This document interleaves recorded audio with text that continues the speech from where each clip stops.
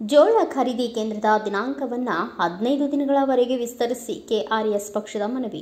ಕರ್ನಾಟಕ ರಾಷ್ಟ್ರ ಸಮಿತಿ ಪಕ್ಷದ ವತಿಯಿಂದ ಸಿಂಧನೂರಿನಲ್ಲಿ ಉಪ ತಹಸೀಲ್ದಾರರ ಮುಖಾಂತರ ಮುಖ್ಯಮಂತ್ರಿಗಳು ಸಿದ್ದರಾಮಯ್ಯ ಅವರಿಗೆ ಜೋಳ ಖರೀದಿ ಕೇಂದ್ರದ ದಿನಾಂಕವನ್ನು 15 ದಿನಗಳವರೆಗೆ ವಿಸ್ತರಿಸಬೇಕು ಎಂದು ಮನವಿ ಮಾಡಲಾಯಿತು.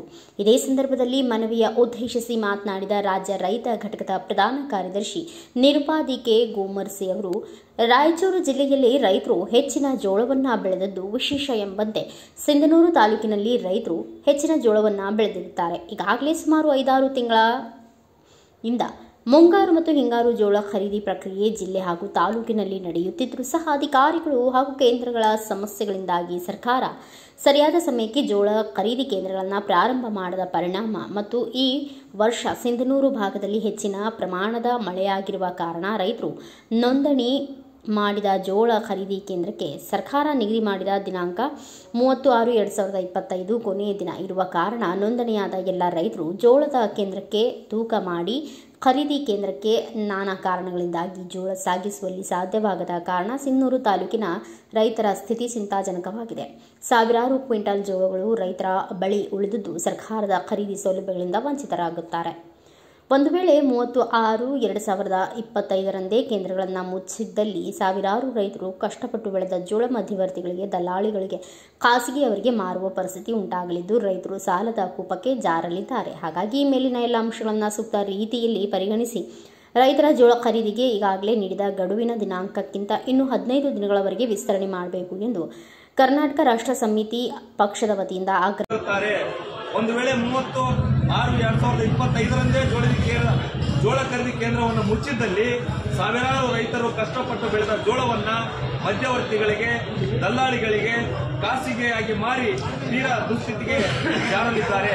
ಹಾಗಾಗಿ ಈ ಮೇಲಿನ ಎಲ್ಲ ಅಂಶಗಳನ್ನು ಸೂಕ್ಷ್ಮ ರೀತಿಯಲ್ಲಿ ಪರಿಗಣಿಸಿ ರೈತರ ಜೋಳ ಖರೀದಿಗೆ ಈಗಾಗಲೇ ನೀಡಿದ ಗಡುವಿನ ದಿನಾಂಕಕ್ಕಿಂತ ಇನ್ನೂ 15 ದಿನಗಳವರೆಗೆ ದಿನಾಂಕವನ್ನು ವಿಸ್ತರಣೆ ಮಾಡಿ, ಅಂದರೆ 15/7/2025 ಈ ದಿನಾಂಕವನ್ನು ಜೋಳ ಖರೀದಿ ಕೇಂದ್ರದ ದಿನಾಂಕವನ್ನು ವಿಸ್ತರಣೆ ಮಾಡಬೇಕು. ಈ ವಿಸ್ತರಣೆ ಮುಖಾಂತರ ಜಿಲ್ಲೆಯ ಮತ್ತು ತಾಲೂಕಿನ ಸಾವಿರಾರು ರೈತರಿಗೆ ಅನುಕೂಲ ಮಾಡಿಕೊಡಬೇಕು ಅನ್ನುವಂಥ ಒಂದು ಮನವಿ ಪತ್ರವನ್ನು ಮಾಡ್ತಾ ಇದ್ದೀವಿ. ಇನ್ನೊಂದು ವಿಷಯ ಏನಂತ ಹೇಳಿದ್ರೆ, ಸರ್ಕಾರದ ಹಲವಾರು ನೀತಿಗಳು, ಒಂದ್ಸರಿ 20 ಕ್ವಿಂಟಲ್ ಅಂತಾರೆ, ಒಂದ್ಸರಿ 15 ಕ್ವಿಂಟಲ್ ಅಂತಾರೆ, ಒಂದ್ಸತಿ ಜೋಳನ್ನ ಸಾಣಿಗೆ ಹಾಕ್ತೀನಿ ಅಂತಾರೆ, ಒಂದ್ಸತಿ ಸರಿ ಇಲ್ಲ ಅಂತಾರೆ. ನೂರಾರು ರೈತರು, ಸಾವಿರಾರು ರೈತರು ಬೆಳೆದಂತ ಜೋಳವನ್ನ ಏನೋ ಲೋಡ್ ಗಟ್ಟಲೆ ಮಾಡಿ ಲಾರಿಗೆ ಕಳಿಸಿ ಅಲ್ಲೇನು ಅನ್ಲೋಡ್ ಮಾಡುವಂತ ಗೋಡನ್ನಲ್ಲಿ ರೈತರ ಬಳಿಯಲ್ಲಿನೇ ಇವತ್ತು ಏನು ಅಧಿಕಾರಿಗಳು ಹಣವನ್ನು ಕ್ವಿಂಟಲ್ಗೆ ಇಷ್ಟು, ಚೀಲಕ್ಕೆ ಇಷ್ಟು, ಲೋಡ್ಗೆ ಇಷ್ಟು ಅಂತೇಳಿ ಹಣವನ್ನ ಪಡೆಯುವಂಥದ್ದು. ಆಮೇಲೆ ಸರ್ಕಾರದ ದ್ವಂದ್ವ ನೀತಿ ಹೇಗಿದೆ ಅಂತಂದ್ರೆ, ಮಳೆಗಾಲ ಆರಂಭ ಆಗ್ತಾ ಇದೆ. ಈಗ ಮಳೆಗಾಲ ಆರಂಭ ಆಗ್ತಾ ಇದೆ, ಇನ್ನೂ ಕೂಡ ರೈತರ ಜೋಳ ಖರೀದಿ ಕೇಂದ್ರ ಅನ್ನುವಂಥದ್ದು ಮುಕ್ತಾಯ ಆಗಿಲ್ಲ. ಅದು ಪ್ರಾರಂಭ ಪ್ರಕ್ರಿಯೆ ಯಾವಾಗ ಆಗಿತ್ತು ಅಂತಂದ್ರೆ ಜನವರಿಯಲ್ಲಿ ಆಗುವಂತ ಪ್ರಾರಂಭ ಪ್ರಕ್ರಿಯೆ. ಆದೇಶ ಮಾತ್ರ ಜನವರಿಯಲ್ಲಿ ಆಗುತ್ತೆ, ಆದ್ರೆ ಆದೇಶಕ್ಕೆ ತಕ್ಕಂಗೆ ಜೋಳ ಖರೀದಿ ಕೇಂದ್ರದ ಪ್ರಕ್ರಿಯೆಯನ್ನ ಮಾರ್ಚ್ ಅಲ್ಲಿ, ಏಪ್ರಿಲ್ ಅಲ್ಲಿ, ಜೂನ್ ಅಲ್ಲಿ ಮಾಡುವಂತ ಕೆಟ್ಟ ಚಾಳಿಯನ್ನು ಅಧಿಕಾರಿಗಳು ಹೊಂದಿದ್ದಾರೆ.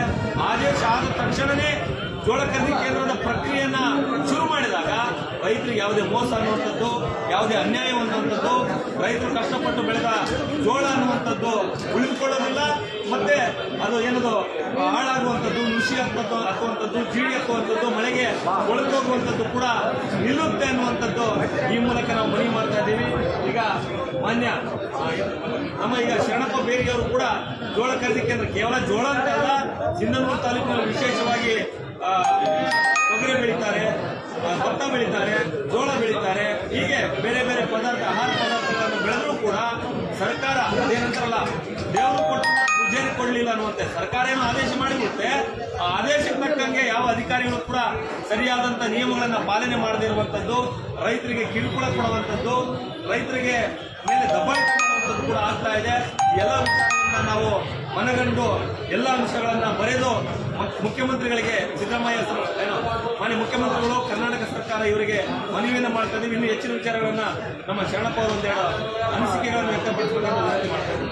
ನಮಸ್ಕಾರ ಬಂಧುಗಳೇ, ನಾವು ಹೇಳೋದಿಷ್ಟೇ, ಈ ರೈತರಿಗೆ ಗಡುವು ಕೊಡುವಂಥದ್ದು ಏನು ಗಡುವು ಕೊಡುವಂಥದ್ದು ಇದೆ ಅಂತಂದ್ರೆ ಈ 15 ದಿನ ತಿಂಗಳು 2 ತಿಂಗಳು ಅಂತ ಗಡುವು ಕೊಡುವಂತ ಅವರ ಅನುಸಾರ ನೀತಿ ಪದ್ಧತಿ ಸರಿಯಲ್ಲ.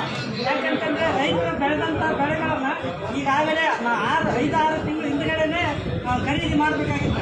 ಆದರೆ ಈ ಖರೀದಿ ಕೇಂದ್ರಗಳ ಅಧಿಕಾರಿಗಳ ಮತ್ತು ಇಲ್ಲಿನ ಜನಪ್ರತಿನಿಧಿಗಳ ನಿರ್ಲಕ್ಷ್ಯ ಧೋರಣೆಯಿಂದ ಈ 5 ತಿಂಗಳು ಅವ್ರನ್ನ ಸ್ಟಾಕ್ ಮಾಡಿಕೊಂಡು ಈ ಯಾವ ರೀತಿ ಅನ್ಯಾಯ ಮಾಡ್ತಾ ಇದ್ದಾರೆ ಅಧಿಕಾರಿಗಳು ಹೇಳೋದು ಯಾರಿಗೆ ಹೇಳೋದು. ಇದೇ ಸಂದರ್ಭದಲ್ಲಿ ಪಕ್ಷದ ಮುಖಂಡರಾದ ಶರಣಪ್ಪ ಬೇರಿಗೆ, ಶರಣಪ್ಪ ಜನತಾ ಕಾಲನಿ, ಅಜೀದ್ ಕುನಟಿಗೆ, ಕನಕಪ್ಪ ಎಲೆಕೂಡ್ಲಿಗೆ, ಹನುಮಂತ ಸುಕ್ಕಲ್ಪೇಟೆ, ಜಗದೀಶ್ ಸುಲ್ತಾನ್ಪುರ ಸೇರಿದಂತೆ ಅನೇಕರು ಉಪಸ್ಥಿತರಿದ್ದರು. ಬ್ಯೂರೋ ರಿಪೋರ್ಟ್ ರಾಜು ಮುಂಡೆ, ಭಾರತ ವೈಭವ ನ್ಯೂಸ್, ಸಿಂಧನೂರು.